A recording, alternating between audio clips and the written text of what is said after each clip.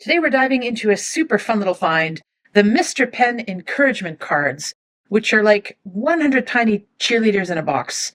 If you ever wanted to pass along a smile without writing a whole novel, this deck does exactly that.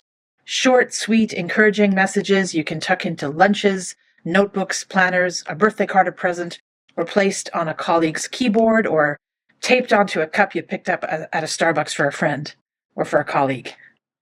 These cards strike the perfect balance between simple and meaningful. They don't have cheesy fortune cookie lines. Instead, they're friendly nudges people actually will want to read, I think. I like the fact that the back of these is blank and uncoded, so you can add to the main message with your own words if you like. They're small, they're lightweight, they're easy to carry. Business card size, I guess. I keep a few of these in my purse, some at home, and most of them are at my office. You can pull one out anytime if you want to brighten someone's day. And the artwork, I think, is very varied, as is it colorful. It's also cheerful and uplifting, just general good vibes. So if you're looking for a cute, meaningful way to spread a bit of positivity to other people in your life, these Mr. Penn encouragement cards are a fun and feel-good pick. And look at this, I'm only a little bit through here. There's so many.